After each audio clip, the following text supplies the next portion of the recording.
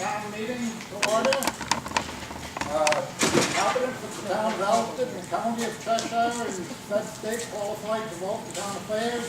The first session will be held on Tuesday, the 5th day of February 2013 at 7 p.m. at the Alstead Town Hall for final explanation, discussion, or amendment, if necessary, of the articles on the warrant. The final session of the annual town meeting will be held at the Town Hall on Tuesday, the 12th day of March 2013 for the election of town officers and voting by ballot on all warrant articles. The poll will be open on Tuesday, March 12th, from 10 a.m. until 7 p.m. So I think probably everyone in this room knows our elected officials, but I would like to introduce our town clerk, Gloria Sutton, our selectman, Mike Jasmine, Joel McCarty, and Matt Beck, and our administrative assistant, Linda Christie. And thank all of you for being here tonight. I'm going to read my rules for the conduct of this meeting tonight. First of all discussion will be through the moderator. No one should be speaking unless recognized by the moderator. Please state your name the first time you are recognized to speak. The tone of all discussion shall be civil. There should be no personal attacks made against any groups or individuals. The moderator can be overruled by a majority vote at the meeting. Any legal voter can request that the moderator take such a vote by raising a point of order. Only registered voters should be voting. 5 or more voters can make a written request for a secret ballot vote after discussion of an article and prior to a voice vote. This would be for a vote on a proposed amendment or on a motion that is different from the printed warrant article. 7 or more voters can question a voice vote immediately after it is declared and ask for a secret ballot vote. The general procedure of the meeting will be as follows. The moderator will read each warrant article and ask for a motion before discussion takes place. The moderator will recognize the selectman or department head first. A motion should be in the form of, I move the question to be worded as read, or I move the question be placed on the ballot as read. The warrant article only brings the subject matter before the meeting for discussion. It is the motion that is being deliberated or amended. A motion may be presented that does not track the wording of the warrant article so long as it refers to the same subject matter. Motions may be amended to change dollar figures or even to change the intent of the motion. I will allow only one amendment on the floor for discussion at a time.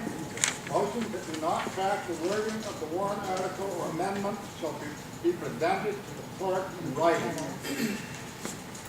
As an exception to the above procedure on Article 8, the town budget, and Article 12, capital reserve fund, I will allow for discussion of each line item and not ask for a motion until all line items have been discussed and there has been an opportunity to amend them. After discussion, I will restate the motion only if it differs from the printed warrant article.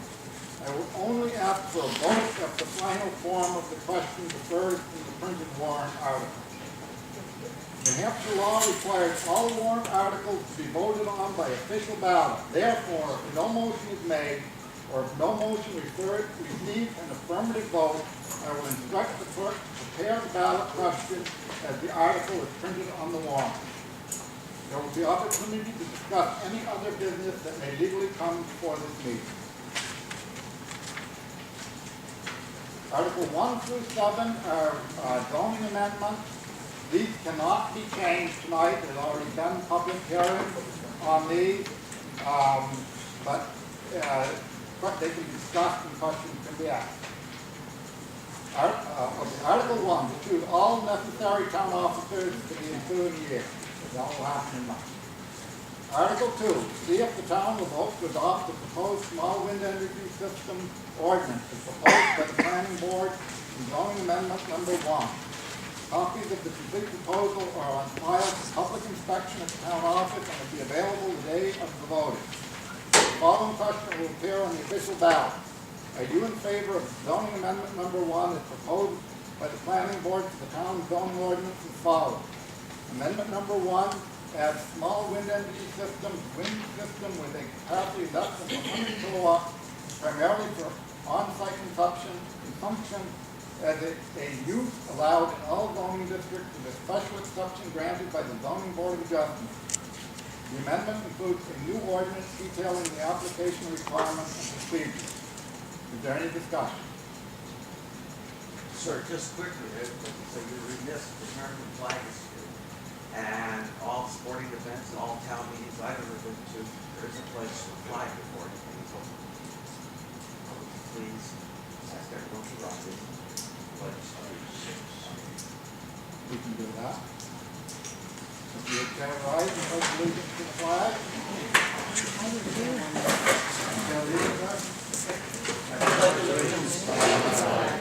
United States of America, and to the republic for which it stands, one nation, under God, indivisible, with liberty and justice for all.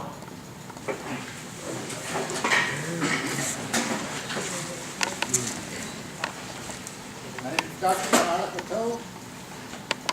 Article 3, see if the town will vote to adopt provisions pertaining to separate dwelling units as proposed by the planning board in zoning amendment number 2.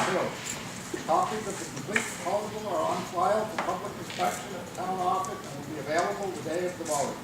The following question will appear on the official ballot. Are you in favor of zoning amendment number 2 as proposed by the planning board to the town zoning ordinance as follows? Amendment number 2 makes 3 minor changes, removing ambiguities pertaining to separate dwelling units. This amendment clarifies that a separate detached dwelling unit is permitted by special exception and also clarifies that the conversion of any space to a separate dwelling unit requires a zoning permit. Is there any discussion? Article 4, to see if the town will vote to make the town zoning enforcement provisions consistent with state law by adopting zoning amendment number 3 as proposed by the planning board. Copies of the complete proposal are on file for public inspection at the town office. Will be available the day of the voting. The following question will appear on the official ballot. Are you in favor of zoning amendment number 3 as proposed by the planning board to the town zoning ordinance as follows? Amendment number 3 makes the zoning ordinances enforcement provisions completely consistent with the penalties and enforcement set forth in state law. Any discussion? Rick, I have a question. Who, if you make that a state law, is it still correct that the select board has the enforcement authority? As far as we know, Does that defer to the state? as far as we know, it all begins and ends right here in the selectman's office. And I'm wondering if I could have the select board perhaps give us their philosophy on enforcement of zoning ordinances. My philosophy is I'm not looking for trouble. That I consider my enforcement action to be complaint-driven only. Period. So if we have a non-conforming use on the edge of town that nobody's unhappy about, then I'm not unhappy about it either. You and I don't always agree about that, but that is where I am. I do not speak for these two rascals. Well, I can speak for myself. My philosophy is that I want our zoning ordinance to serve the needs of this community, to keep it the community that we love and cherish and are happy to live in. And I do not want to enforce any rule that is judged to be below a certain threshold of intolerance that will make this community less friendly and harder to live in, and that we're looking behind bushes and rocks for people who might enforce the letter of every law every time on everybody. And I hope that good reasoning, careful examination of circumstances, and a positive approach to the whole process is what guides me. And not only as a selectman in Alstead, but as a zoning officer in Troy, I agree with these two guys, and I've worked it out with the selectmen there. They pretty much feel the same way. One further question. Should the planning board in this town look at the ordinances in conjunction with the select board and decide which of those fall below the threshold for enforcement, and if they're not going to be enforced, then maybe we should get rid of them in the interest of simplifying the whole approach and consistent with a philosophy that says you know, if you're not gonna have something that you're not gonna enforce. I leave that up to planning boards. It's up to them and their membership. Any further discussion?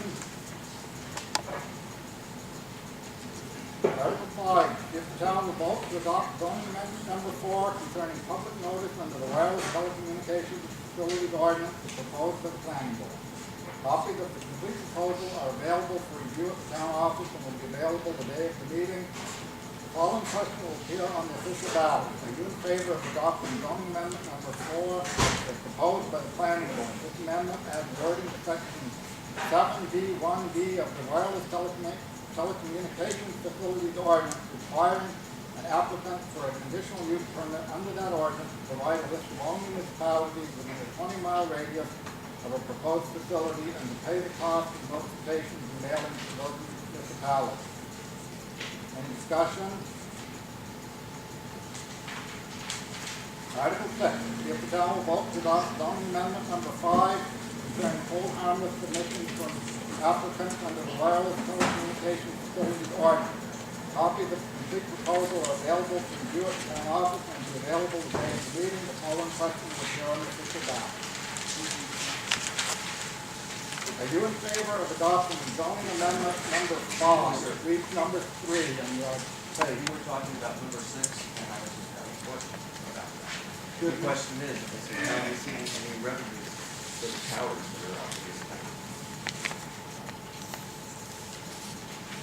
What's the question? I said the question is the town receiving any monetary reimbursement for the 2 cell towers that we have now? No, they're on private property.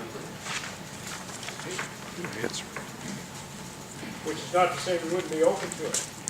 No. Yeah, really? I mean, every time a cell phone developer comes through town, part of my job is to drive him around to look at all the different pieces of property that we own as a group and say, wouldn't you really like to put your antenna right there? Because I think it's, you know, in addition to improving our connectivity with the rest of the world, I think it is a little revenue stream that is unexploited. I mean, because I believe, don't take me for quote on this, but I believe they're getting about $1,000 in property rental, and there's got to be some way that we can tax into that, or by adding something to it as a town tax, as an example for the use of the towers. And you can make it monthly, so it'll be ongoing. What do you mean by tap into it? When you say tap into that money, what do you mean? In other words, if a person's getting $1,000 a month, we could add a special tax to that money to make more money so that we can bring it here to town. Possibly not have an increase or lower increase in the town taxes. The tap's not voluntary though. Like we have to enforce that some way. No, the thing of it is, as I say, they're sitting there, they're getting paid, the owners of the land are getting paid, but there's got to be a way that we can bring more revenue into this town by doing something, I use the word tax or whatever you want to use, to get money into this town. If we're going to continue this discussion, I'd like it to be in new business at the end of the meeting, and it's not quite relevant. No, it's quite appropriate to bring it up at the end of the meeting, but I'd rather do it on the other day. I thought it was under the argument, so. So back to article number 6. Are you in favor of adopting zoning amendment? It should be number 5, not number 3 as it reads in your thing. As proposed by the planning board. This amendment would repeal an existing regulation requiring telecommunications facility applicants to agree to hold the town list for extraordinary fire and safety. Any discussion? Not. Article 7, to see if the town will vote to adopt zoning amendment number 6 concerning fees to be paid by applicants under the wireless telecommunications facilities ordinance. Copies of the complete proposal are available for review at the town office and will be available the day of the meeting. The following question will appear on the official ballot. Are you in favor of adopting zoning amendment number 6? That reads number 3 in your sheet. It should be number 6. As proposed by the planning board. This amendment would clarify that telecommunications facility applicants may be required to pay reasonable fees, including for regional notification, the town's administrative costs, there's a typo there, and for cost of investigative studies that may be required. Any discussion? Okay, Article 8. Shall the town vote to raise and appropriate an operating budget, not including appropriations by special warrant articles and other appropriations voted separately, the amount set forth on the budget posted with the warrant, or is amended by vote of the first session for the purposes set forth therein, totaling $1,604,348. If this article be defeated, the operating budget shall be $1,509,663, which is the same as last year, with certain adjustments required by previous action of the town of Alstead or by law. Or the governing body may hold one special meeting in accordance with Article 4013, 10 and 16, to take up the issue of a revised operating budget only. So we will go down and I will have a discussion on these line by line. Could I make a few remarks? You may. I want to emphasize that this is the proposed budget. This year it has occurred to me that we are on the edge of the future when it comes to municipal funding of anything, state government funding of anything, federal government funding of anything, and the taxing of anybody for anything. On the budget history, total appropriations, which is this one with the scalloped bottom, the proposed budget for 2013, next year, is up 11% from last year. That does nothing but maintain the status quo, what we have right now. It's not up because we're doing something new or something wonderful that we didn't used to do or something obnoxious that we didn't used to do. It's up because everything is up, the same way it is in all of our households. Tonight, I hope the discussion will be less about the minutiae of the line items and more about a larger question, which is, are we willing as a town, and the 60 people here tonight do not represent fairly the town. I would point out also the total property tax arrears as of April 30th, which is this one. That is a trend that is getting worse, not better. $387,942 is owed to the town in back taxes, which is $60,000 more than last year and $50,000 more than that year was $50,000 more than the year before. I mean, it's getting worse fast. When that number gets bigger than our taxes due to the county, which is $530,000 or so, the finances of this municipality and others is not going to work very well, for reasons I won't get into now. But I hope this discussion tonight will have us all thinking about what does the future look like? Are we going to be able to maintain these fleet of equipment, the heavy trucks and the graders and the ambulances, all that stuff? Are we going to be able to replace that stuff on schedule going into the future the way we always have? Or are we going to have to look at how we do things in the future differently? The last big fire truck was $180,000. The next one in 2016 is $400,000. 10 years ago, a one-ton dump truck was $47,000 with equipment. We just took delivery of one for $107,000 for the same thing. So if we just frame this that way, we can run this town and live in this town happily on less money or more money or this money. That's how I'm thinking about it. In terms of the big picture, we can take this one piece at a time, luckily, 1 year at a time. And I don't want the 11% increase to be so scary, and I thought about that. So, looking at this across the span of 8 years, the annual budget is up $69,129 per year, or 4.4% a year on average. Now, you can make statistics say anything, but I said that. Thank you, Matt. Thank you. Okay, back to Article 8. Do we have any questions here that the selectmen control. When do we do that? I thought there was a reading of the article and there's gonna be questions before you move on.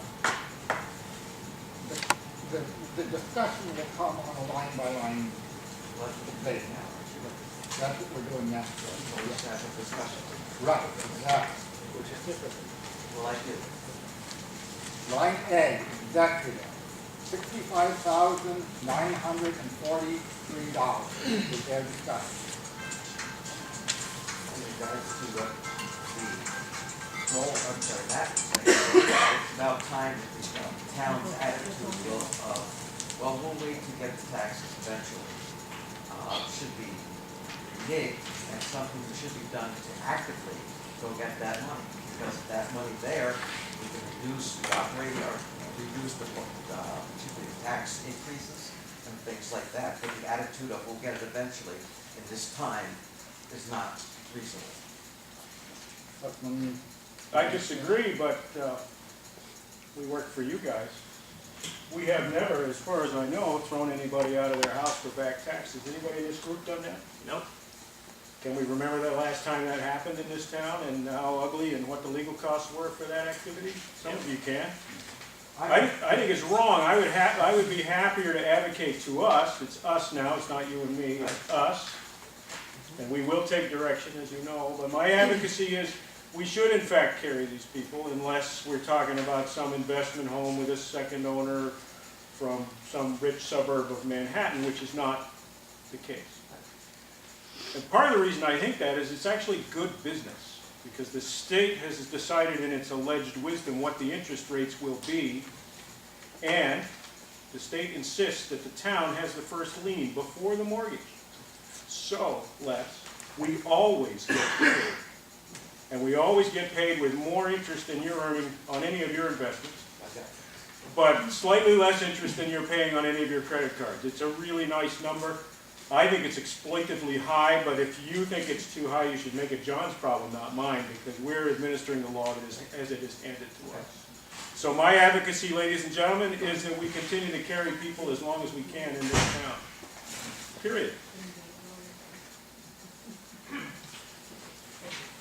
Do I have some other discussion under executive? We can come back to the, again, before we make a motion on the final article. Well, after we make a motion. Okay, B, election registration and vital, $32,252. Any discussion? Lee? What's included in that, what's rolled up in there? It says election, I see election as a subheading, and that's a registration. Town clerk and election. Town clerk and election. Election together, actually. So, has that changed from the deliberative session? No. Okay, so those are the same numbers?